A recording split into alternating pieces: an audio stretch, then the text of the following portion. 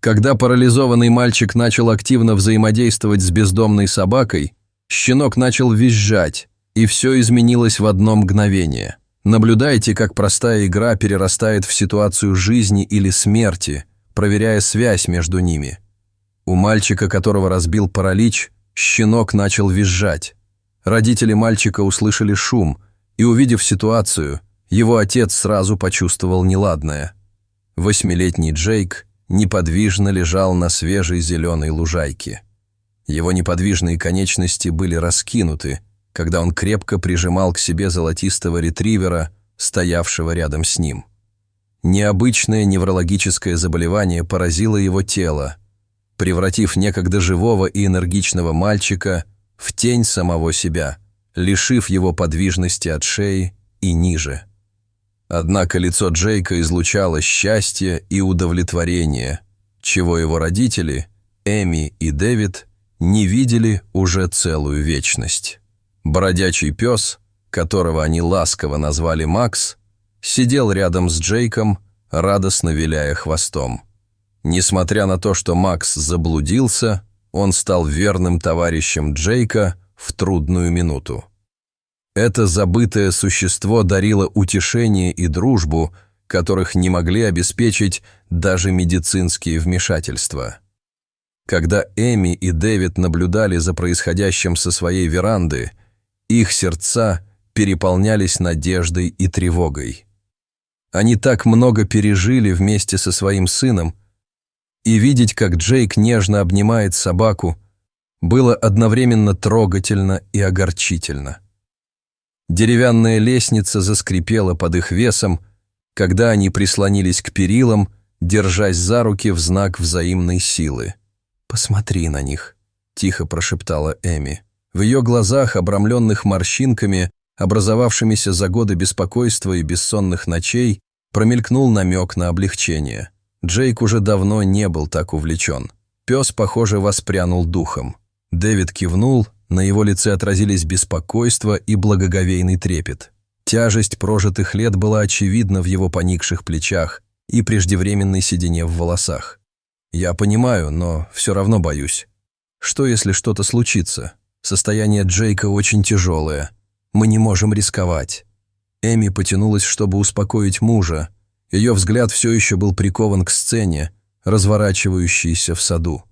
Солнечный свет отразился от золотого кольца на ее пальце, напоминая об их вечной преданности друг другу.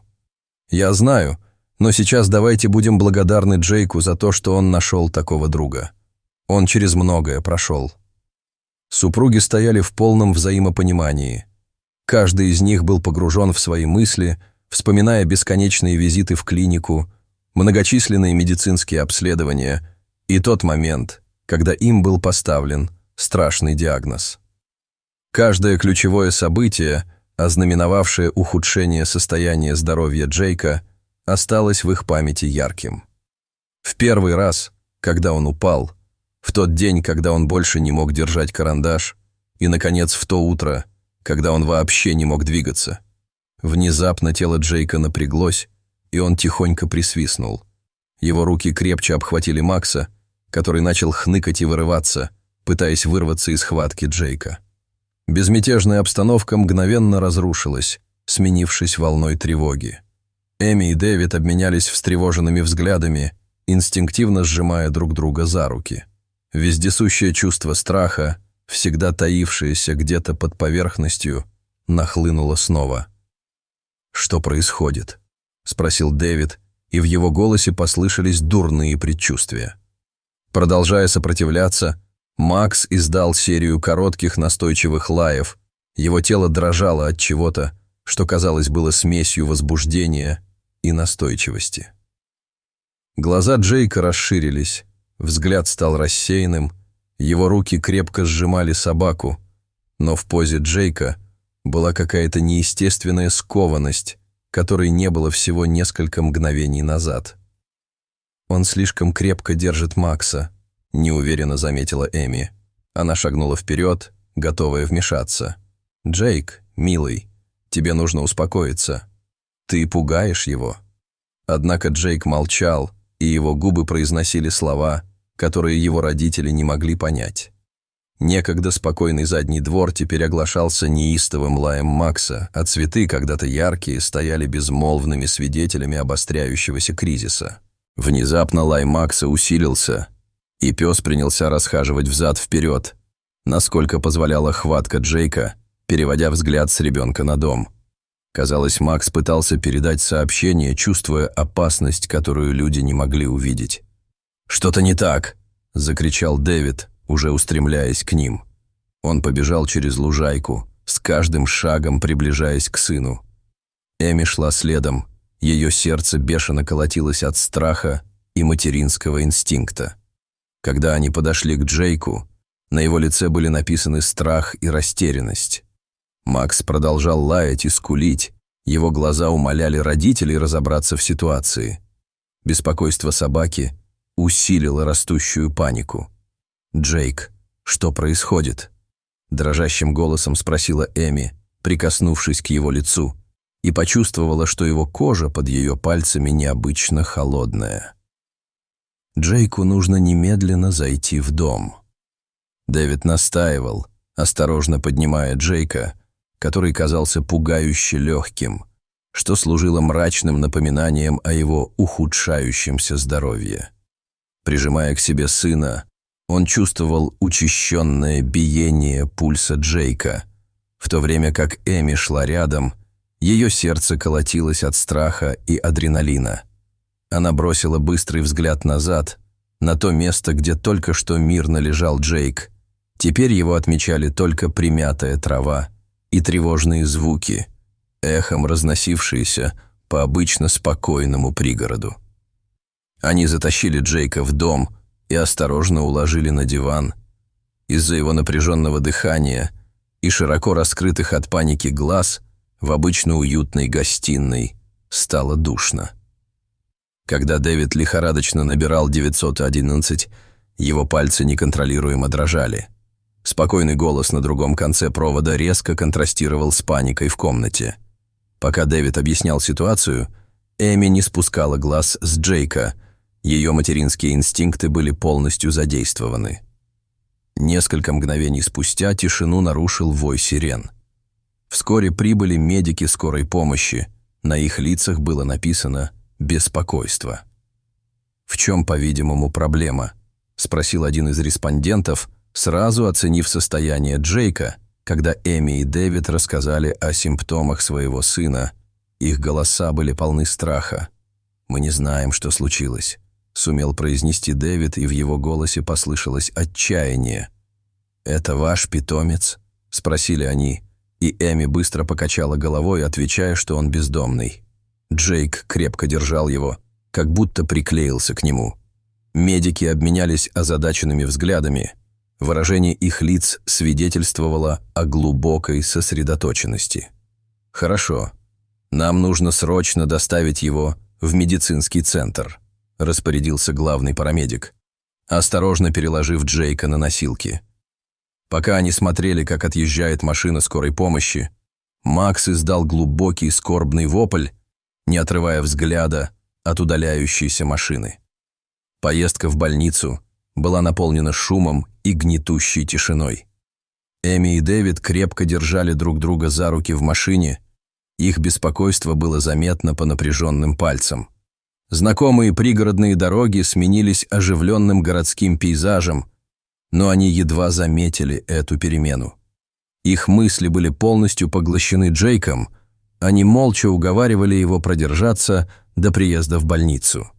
По прибытии в отделение неотложной помощи медицинские работники приступили к действиям, сопроводив Джейка в отдельную смотровую. Стерильный запах больницы и ее белоснежные стены были слишком хорошо знакомы, напоминая о бесчисленных визитах, которые они совершали в прошлом. Эми и Дэвид последовали за ней. Их сердца учащенно бились от смеси надежды и страха. Они наблюдали, как врачи и медсестры торопливо сновали вокруг их сына. Их голоса сливались в вихрь медицинского жаргона, который одновременно успокаивал и тревожил их. «Что с ним происходит?» – взмолилась Эми. Ее голос был едва слышен. Она схватила Дэвида за руку, ища утешения, пока они наблюдали за усилиями медицинского персонала. Главный врач, женщина с суровым лицом и добрыми глазами, повернулась к ним. Ее голос был спокойным, но властным, словно маяк среди хаоса в отделении неотложной помощи. «Боюсь, мы пока не можем точно определить причину.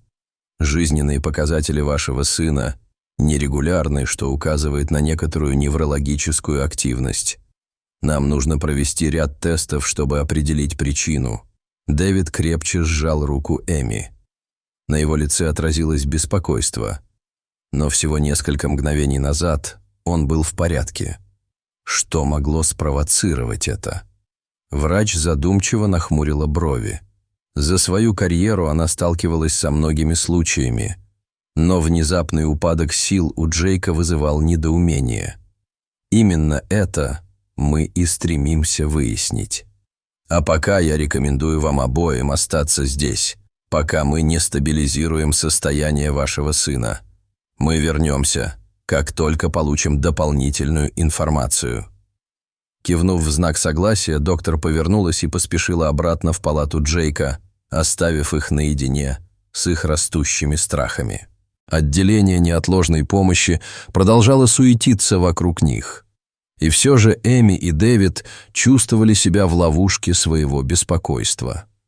Ожидая в холодном зале ожидания в окружении других встревоженных семей, они размышляли о череде событий, которые привели их к этому моменту. Прошедшие годы были бурным путешествием, полным надежд и отчаяния, мелких побед, омраченных сокрушительными разочарованиями.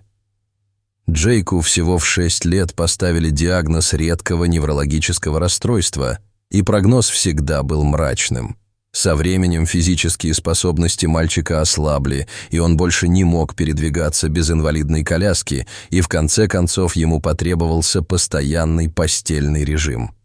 Когда-то живой и энергичный ребенок постепенно превратился в жалкую тень самого себя, а его мир сузился до пределов его дома. На протяжении всего этого тяжелого испытания Эми и Дэвид были опорой, вкладывая всю свою любовь и энергию в воспитание сына.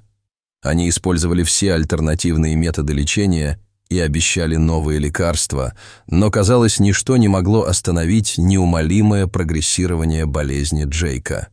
Эмоциональные последствия были не менее разрушительными. Некогда яркая личность Джейка сменилась пассивным, отстраненным поведением, в результате чего его родители были бессильны наблюдать, как угасает интерес к жизни у их сына. В это время, когда они были в полном отчаянии, в их районе появился бездомный золотистый ретривер. Собака, неряшливая и неухоженная, часто слонялась вокруг их дома, привлекая внимание Джейка, выглядывавшего из окна своей спальни. Несмотря на свое изнурительное состояние, Джейк находил удовольствие в наблюдении за собакой, и в лучшие дни он уговаривал родителей вывести его на улицу, чтобы познакомиться с дружелюбным бродягой. Пес, которого Джейк ласково назвал Макс, казалось, понимал хрупкость ребенка и всегда приближался с осторожностью, взволнованно виляя хвостом. Для многих Макс был просто еще одной неоцененной собакой, но для Джейка он был ценным компаньоном. Эти короткие встречи вновь зажгли огонек в глазах Джейка, и его родители были поражены тем положительным влиянием, которое собака оказала на его душевное состояние. Когда они сидели в больничной приемной, мысли Эми и Дэвида вернулись к Максу. Они вспомнили, как ранее в тот же день видели, как он горцевал по улице, когда они поспешно сажали Джейка в машину. В суматохе они не заметили бродячую собаку. Прежде чем Эми успела закончить свою мысль, дверь в палату Джейка распахнулась, и к ним бросилась врач с озабоченным выражением на лице. «Состояние вашего сына стабилизировалось, но, боюсь, новости неутешительные», — сказала она серьезным тоном. Эми и Дэвид вскочили, сердца их бешено колотились. «В чем, по-видимому, проблема?» — напряженным от беспокойства голосом спросил Дэвид. Доктор помедлила, собираясь с мыслями. «Похоже, у Джейка тяжелый припадок. Мы пришли к такому выводу по его симптомам и поведению, но я пока не могу определить основную причину. Судороги могут быть вызваны многими факторами, и, учитывая слабое здоровье Джейка, нам необходимо провести дополнительные обследования, чтобы понять, что происходит. Эми почувствовала, как у нее подкашиваются колени, и Дэвид быстро подвел ее к ближайшему стулу. На его лице отразилось беспокойство. «Но как такое могло случиться?» — спросила Эми дрожащим голосом. Тень печали пробежала по лицу доктора. Это-то и вызывало беспокойство. Мы все еще пытаемся определить причину. Произошли ли в последнее время какие-либо изменения в его образе жизни или окружении? Эми и Дэвид обменялись взглядами. Их мысли метались. «Нет, ничего существенного», — ответил Дэвид. «Единственное, что недавно появилось в его жизни, это бездомная собака, с которой он подружился.